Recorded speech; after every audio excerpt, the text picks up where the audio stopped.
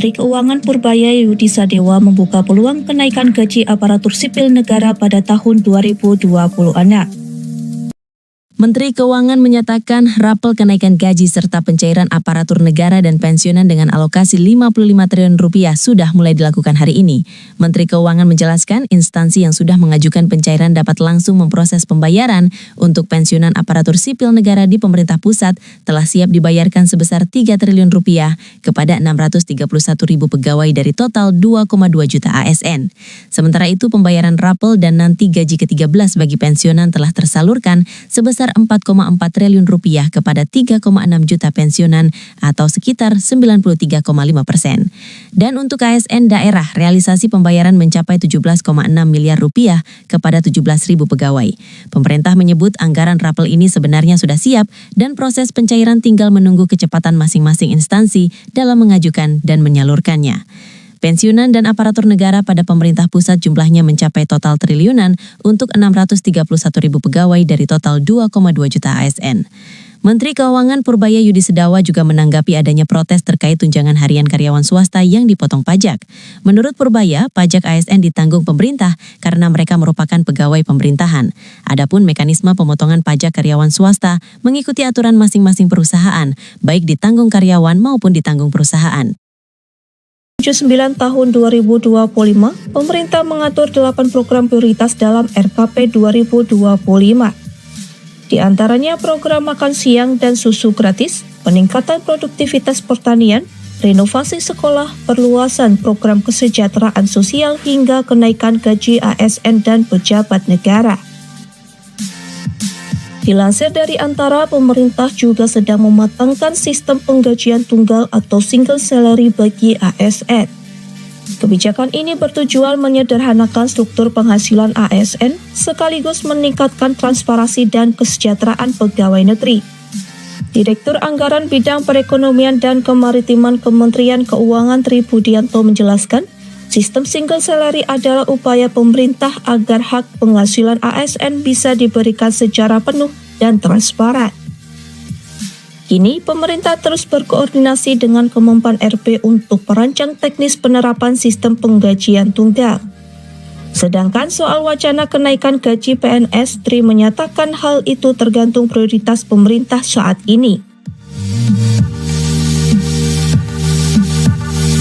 Terus ada lagi di cukai, jadi sumber-sumber yang ad hoc ini yang perlu digali untuk dapat uang cepat. Cuman bagaimana cara menggalinya ya tentu ada cara-cara khusus kita serahkan pada para menteri untuk. Oke, tapi untuk merealisasikan 8 program ini lewat sumber dana dari APBN mencukupi?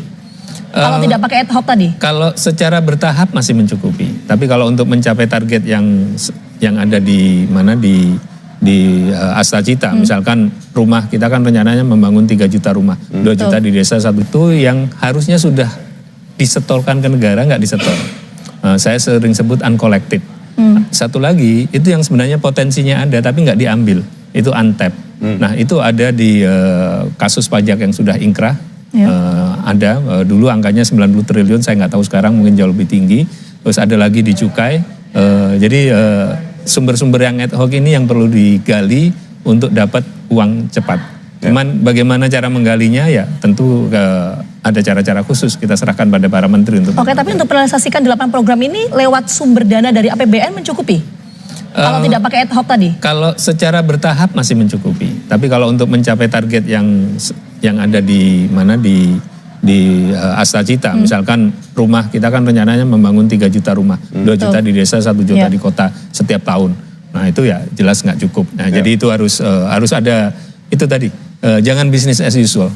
Baik, ini kita dalami lagi, kan tadi sudah disebutkan tentang makan bergizi gratis, kemudian ada BLT, kartu-kartu kesejahteraan sosial dan seterusnya. Tapi ada lagi program lain seperti misalnya membangun sekolah unggulan, meningkatkan infrastruktur di desa, terus ada membangun badan penerimaan negara dan seterusnya. Ini mungkinkah direalisasikan? 1-7 itu spending. Coba dilihat. 1-7 itu semua pengeluaran, ya kan? Maka tadi pertanyaan yang sangat valid. Dan saya juga merasakan yang dirasakan oleh Pak Derajat, bagaimana program-program yang baik yang diniatkan ini mesti bisa dibiayai. Bayangkan seperti misalnya membangun infrastruktur desa atau menaikkan gaji ASN. Itu sangat sistemik gitu. Ya. Dan itu membutuhkan dana yang tidak sedikit. Nah, Ya.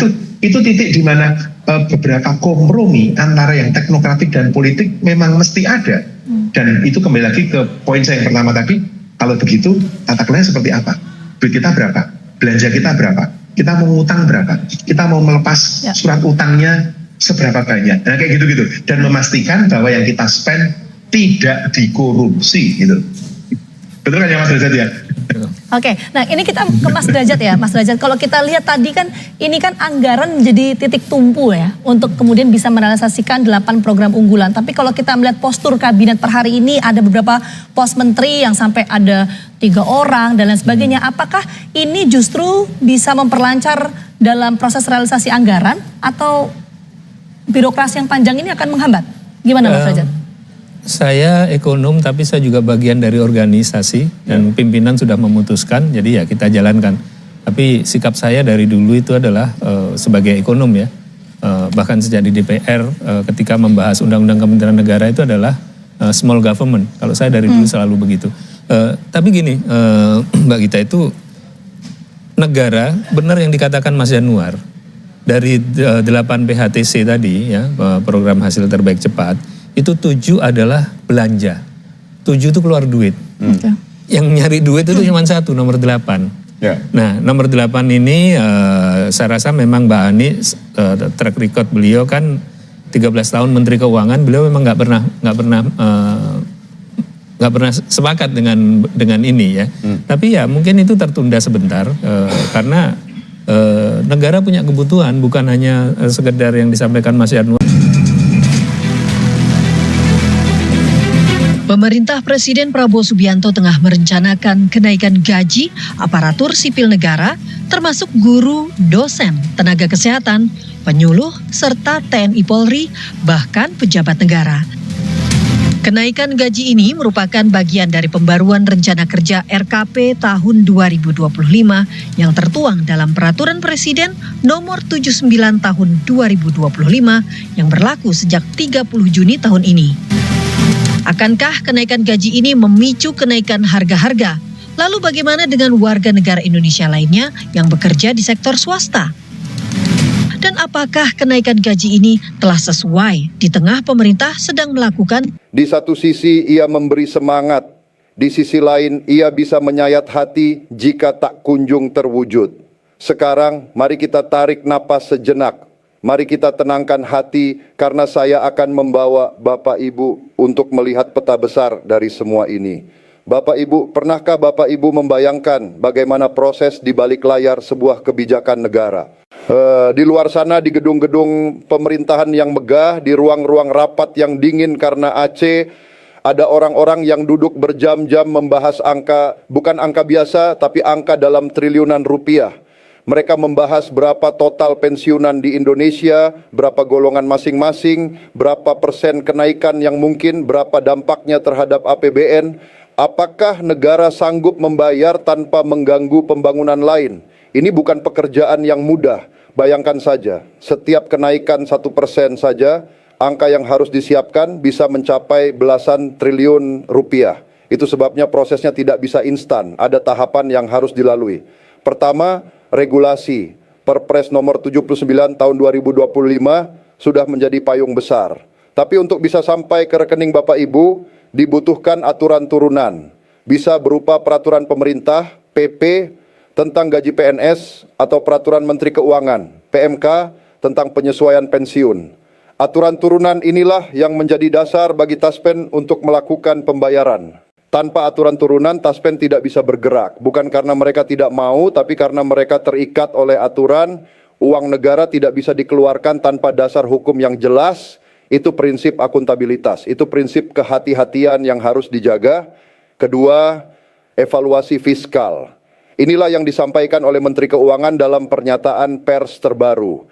Pemerintah sedang melakukan evaluasi fiskal mendalam di triwulan pertama tahun 2026.